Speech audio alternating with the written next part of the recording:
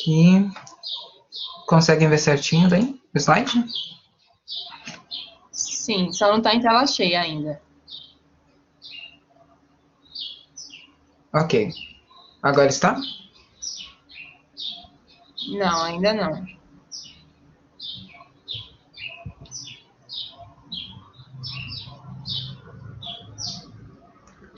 Ok.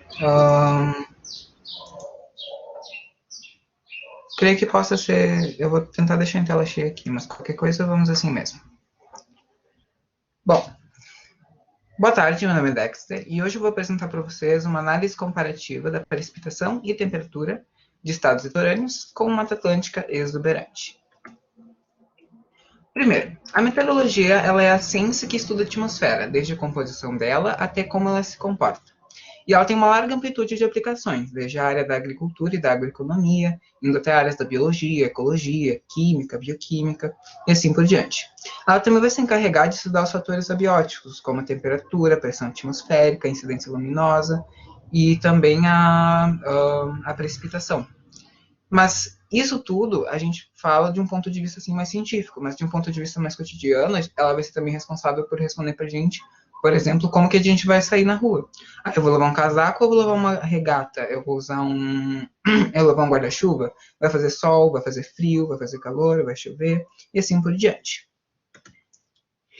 E a distribuição da energia no planeta, ela se dá de uma forma que é bem interessante a gente entender para poder compreender como que esse artigo se deu. Aqui eu peguei uma foto do solstício de verão. Vocês conseguem ver certinho? Só para garantir. Para mim, tá aparecendo só a primeira. Só o primeiro Hum, slide. ok, Para mim também. Agora, E ainda não está tudo cheia. ok. Tá, então vamos assim. Estão conseguindo passar pelo menos? está na parte da produção.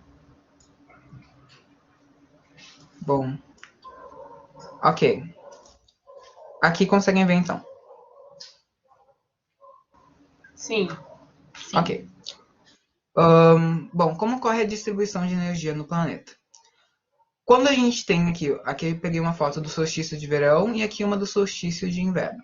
A radiação solar, ela chega na Terra de forma bastante diferente de acordo com o ângulo que tu tá aqui na Terra, de acordo com a tua latitude. Se tu tá mais próximo do Equador, esse ângulo ele fica muito mais próximo do zênite, daquele ângulo de 90 graus Celsius. Então, ele tem mais energia. E quanto mais tu vai se aproximando dos polos, mais esse ângulo acaba se desviando e isso diminui um pouco a intensidade da energia. Isso é uma coisa que pode ser observada quando a gente olha aqui o caso de Manaus e de Porto Alegre. Como Manaus está a uma latitude 3 graus sul e Porto Alegre é 30 graus sul, em dezembro, os raios eles estão mais próximos do zênite. Mas quando a gente olha para junho, que é inverno, Manaus tem uma variação bem pequena, enquanto Porto Alegre tem uma variação bem mais drástica. Isso faz com que Porto Alegre acabe tendo temperaturas também muito mais frias durante o inverno. E por que isso acontece?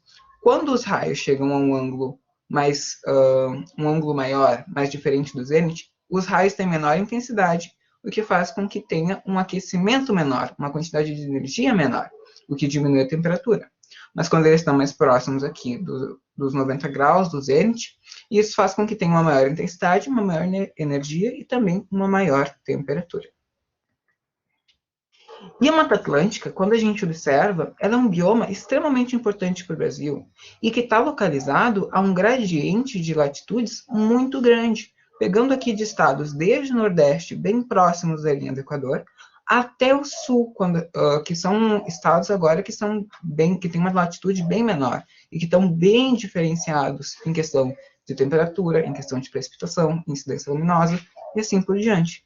Então, ela é um caso a ser estudado exatamente por causa dessa grande variação e essa grande biodiversidade. Além de ser um bioma extremamente biodiverso e, em comparação, tão biodiverso quanto a nossa Amazônia.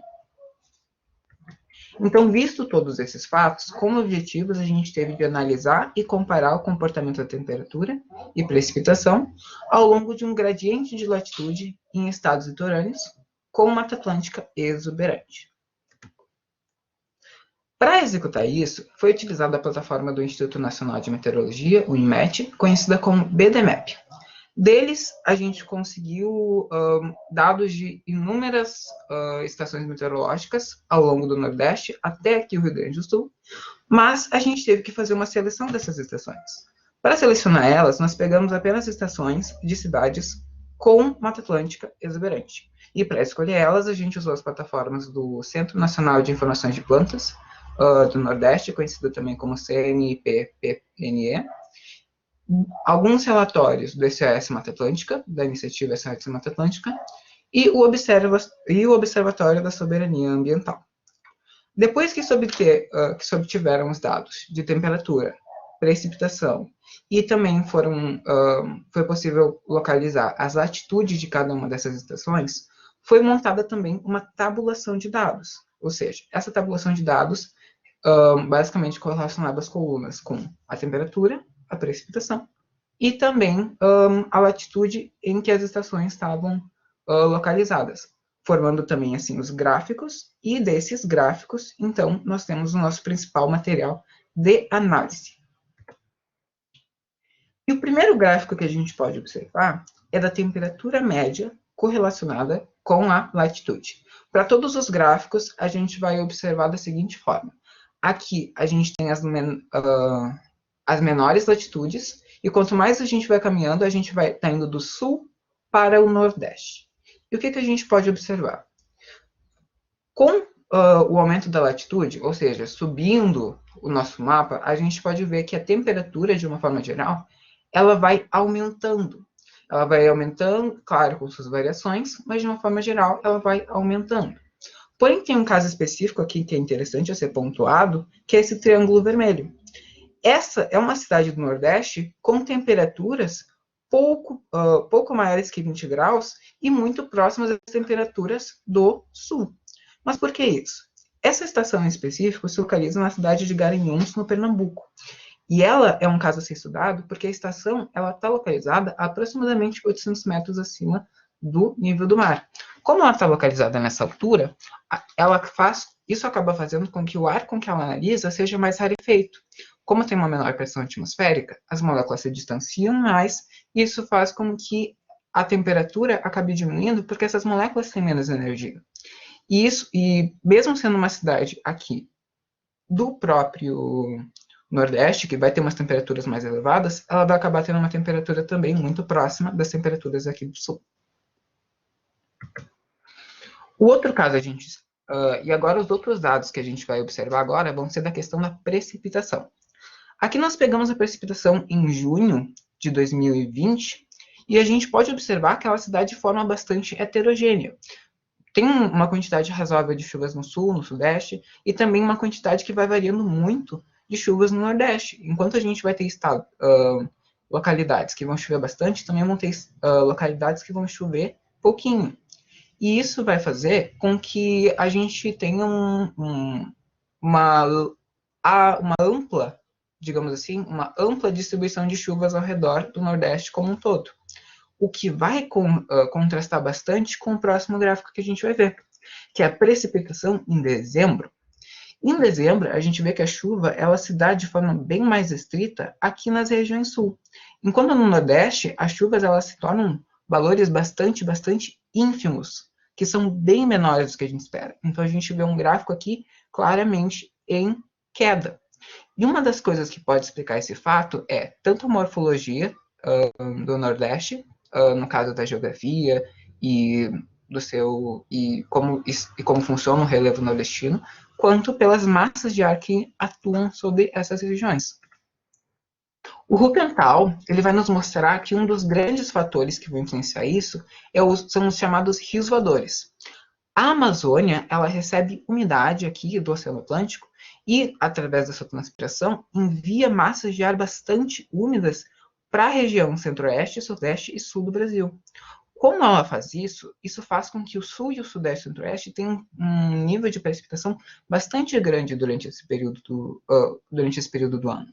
Mas quando essas massas elas têm que chegar aqui no nordeste, elas passam pelo Planalto da Borborema e ficam bastante secas, o que faz com que a região litorânea que está sendo analisada, ela não ganhe precipitação e chuva, e as precipitações tornem-se também valores muito baixos, coisa que não acontece aqui para o sul, e faz com que tenha um gradiente de precipitação bastante considerável e não tenha períodos de seca. Logo, nós podemos concluir que, com o distanciamento da linha do Equador, a temperatura média das localidades tende a diminuir, provavelmente por causa daquele mecanismo que eu mencionei, da incidência diferenciada pela luminosidade, e em junho a precipitação se dá de forma bastante mais ampla, porém em dezembro ela ocorre de forma mais estrita, visto essas diferentes massas de ar e também informações geográficas das regiões que são analisadas, que faz com que o oeste tenha um período de seca, enquanto no sul não. Essas são as principais referências. Muito obrigada pela sua atenção.